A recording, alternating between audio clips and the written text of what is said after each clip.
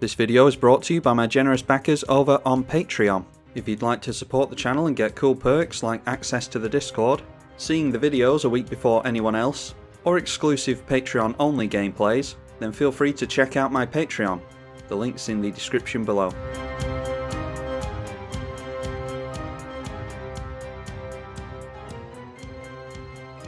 Okay, didn't actually jot down the name of the user of the last game, but yeah, up against Freyalise Llanowar's Fury. Anyway, I don't know if it's the same player or not.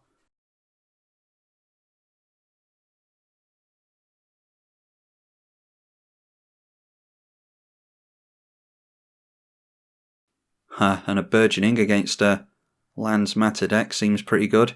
We've got a couple of cheap pieces of ramp in hand, and drawing to a Dark Depths. Let's see how many lands our opponent has in hand. Well, there's at least one more. Cold Steel Heart from our opponent, and it's noteworthy that they didn't drop another land. I don't see why they'd wait to do it on our turn, so I'm guessing they don't have one. Let's get ourselves into a Bayou with the Wooded Foothills, and then we'll go for the Farseek. And Burgeoning did trigger there, and they didn't drop another land, so we're dodging the Burgeoning there. It can be much worse than just getting down an extra land. There we go, so we've got our colours set up now. We might go... Well, yeah, I don't think we need to go for Maelstrom Pulse onto Burgeoning. We might need to do it to an army of elf tokens against the Freyalise. Temple Bell, each player draws a card. Yeah, fine with me. And they get into that land they were desperate for. Alright, getting into Nissa Vital Force sounds like a good idea. Let's go Nature's Law first of all, and then just to guarantee that we get into Nissa Vital Force, we could go for Eternal Witness onto that Wooded Foothills. Oh, actually, no, we've got enough mana there, haven't we? Yeah, okay, so scratch that. We don't need to bother with Eternal Witness. We can actually go Beast Within on something of our opponents to disrupt them. Or we could go Maelstrom Pulse, couldn't we? Yeah, let's actually go Maelstrom Pulse onto the Temple Bell, because our opponent isn't hitting lands as much as they would like. And we're in a much better position than they are, so the slower they go and the least amount of card draw they have, the better that is for us, and we can always grab the Maelstrom Pulse back with Eternal Witness. I imagine this is our opponent's commander, and it certainly is. They throw out an elf immediately. I think we go for Nissa Vital Force here, because I don't see what our opponent's going to do about that, minus a Beast Within, or a Song of the Dryads. So let's just untap a forest. We'll go for Nurturing Peatland, and then we'll just leave it there. Freyalise continuing to tick up, and that is a -6. So they can actually do that next turn. Oh, and there's a Paradox Engine. Maybe concentrating on getting Eternal Witness out would be a good idea. Then there is +1/+1 on that. That seems like a strange one to run. Tend to see that in your Valduck and SRAM decks, things like that. This is based on creatures, green creatures you control. Does Garruk help us? We can go Garruk, untap 2 lands, then we'll have 4 mana. Yeah, I think what we have to do here is go for Eternal Witness onto the Maelstrom Pulse and get rid of that thing. If our opponent wants to draw a couple of cards with Freyalise, we're actually alright with that. So let's just minus this down while we've got the chance. Then we'll play the Dark Depths. That will trigger Nissa Vital Force's emblem. Okay, Song of the Dryads is good removal for us. Let's just go like that into Eternal Witness. And I'll just make sure that we can, yeah, it's non-land permanent, so we can definitely blow up the Paradox Engine with that. Don't want to give my opponent any more creatures with the Beast Within if they're just going to minus down Freyalise next turn. And I certainly don't want them to have a Paradox Engine in play. Okay, so I'm hoping that I've bought us a little bit of time here so that we can actually get down our commander at some point. If we play a land next turn, we can go Garruk, untap a couple, and then we'll have 5 mana for our commander. But instead, the Freyalise deciding to continue to tick up. So that might encourage me to go in for the Beast Within.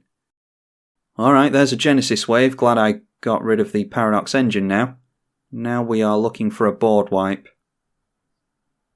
They get into the Chain Veil. They don't have the mana to make use of that, thankfully. Evolution Sage comes in and triggers immediately because it comes in with a forest. And that's funny, they proliferate a counter onto the Dark Depths. We're not looking to put mana into that anyway, so it doesn't matter. And then Gaia's Blessing gets the Paradox Engine and something else back into the hand. You'll have to forgive me. I think it was the Temple Bell. Yeah. Luckily, we've gotten into Reclamation Sage, so we can deal with that. Didn't draw into a land, so we can't go for Garruk. Although, 1, 2, 3, 4, 5, or 4... Yeah, actually, I think we do go for Garruk and hold up Beast Within on our opponent's turn. Then we untap 2 lands, so we'll go with those. And then we've got a stop on our opponent's upkeep, so at the beginning of our opponent's upkeep we'll give them a Summoning Sick Beast. And we'll get rid of that Freyalise. We certainly don't want our opponent drawing cards with that. Our opponent is able to continue proliferating. They put another counter on the Dark Depths. We obviously want to get the combo off with Thespian Stage with that, so we're not worried about how many counters are on it. Now a Staff of the Wild Magus, that is more life gain. And there is the Freyalise again. Got 2 mana left over after that, so not going in for... Oh, this doesn't put it back in hand.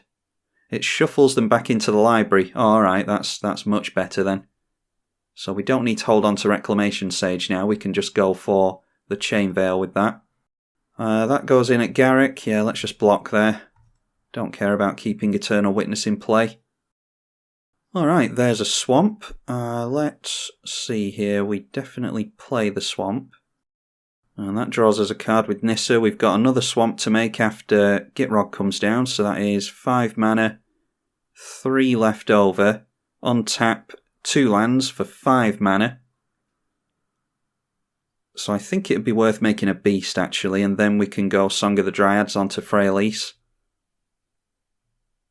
Well, let's just get down the Gitrog Monster first, and then we can decide what we actually want to do. Play a Swamp and draw another card. Alright, so we're definitely hitting our lands now. So if we go untap 2 lands, we'll have the 1, 2, 3, 4, 5 mana for Underrealm Lich, or yeah, I think we just want to go for Rec Sage here. So let's make a Beast. We'll go Reclamation Sage. Point that at the Chain Veil.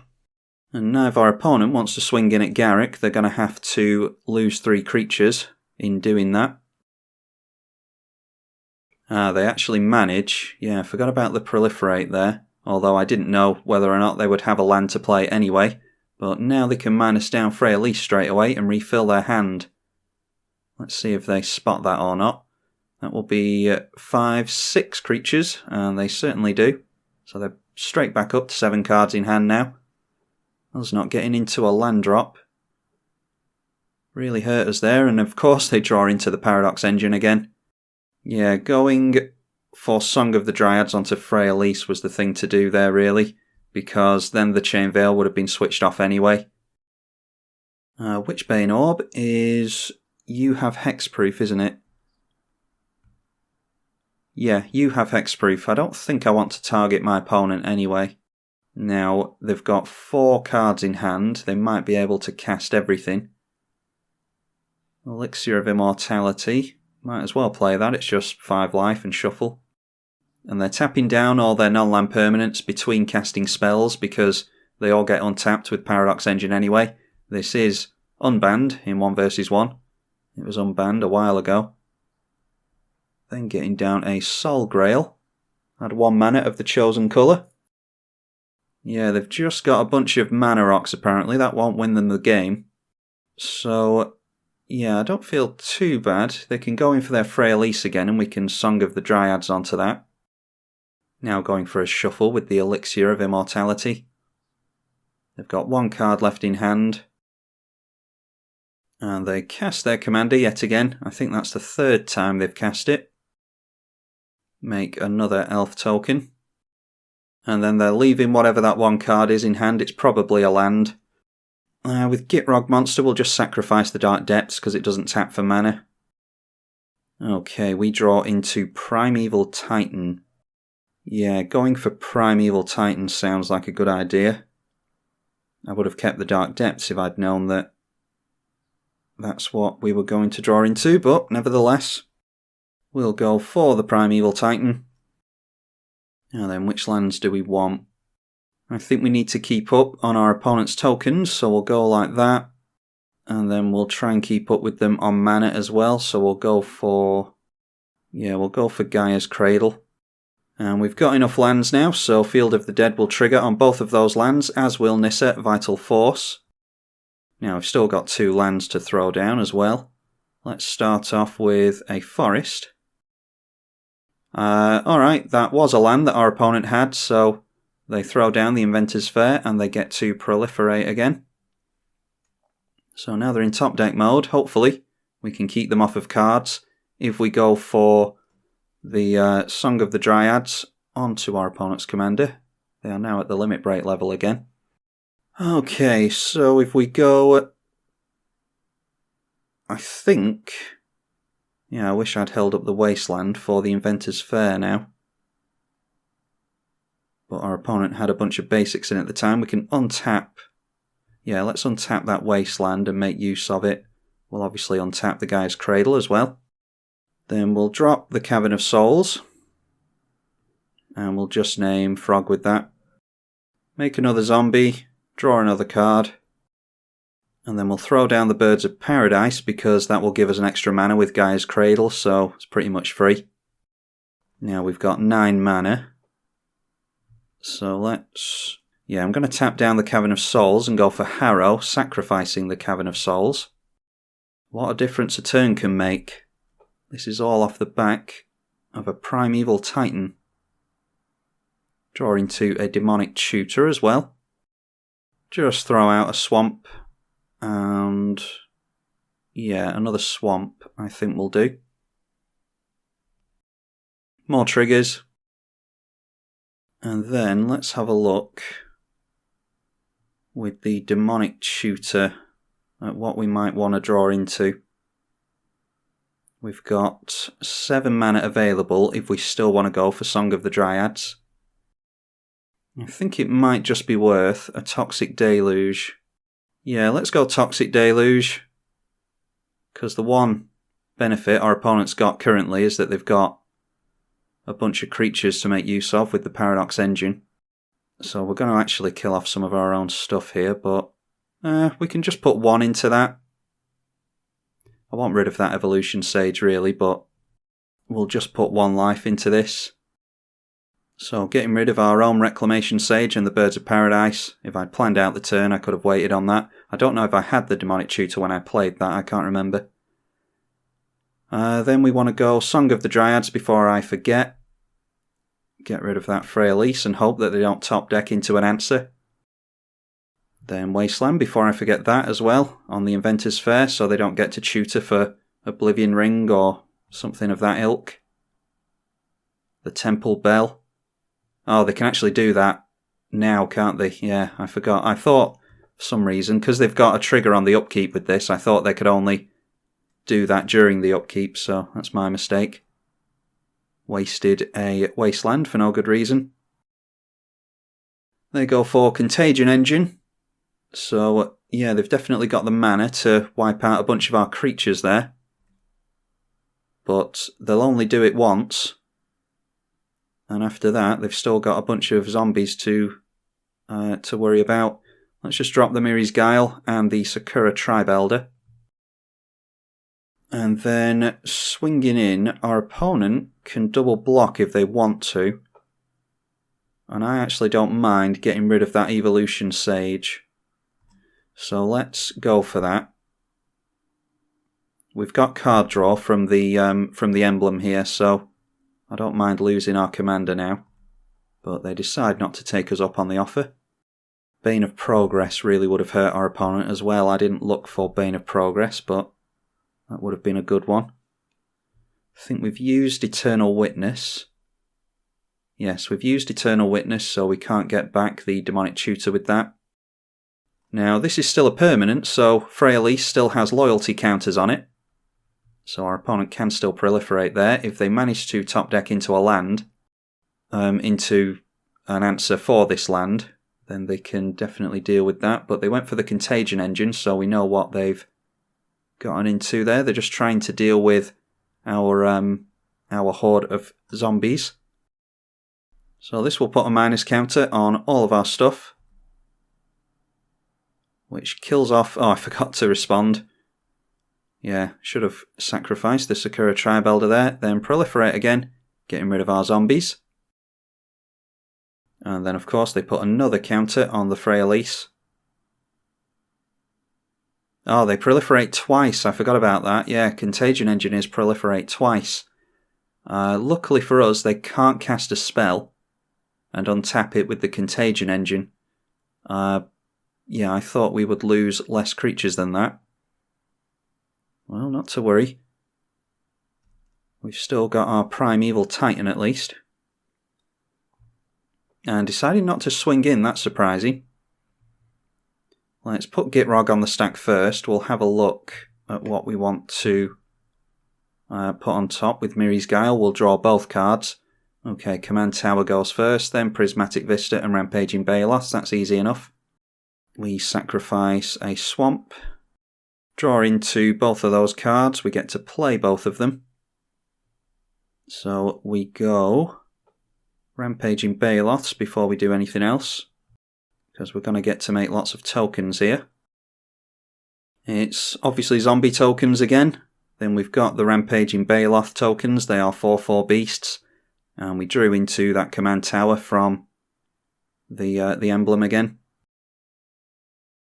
Play another fetch, because that's even more landfall. Each fetch equates to 2 landfall triggers, which just means more tokens and card draw. Get into another land. So let's grab ourselves a forest. Another land off the top. And there's Green Warden of Marassa. Do we have enough mana to go Green Warden into Demonic Tutor into Bane of Progress? I highly doubt it. Oh, top decking Bane of Progress. Well, that means we don't need to do that. I think we absolutely go for Bane of Progress here. That should finish off our opponent.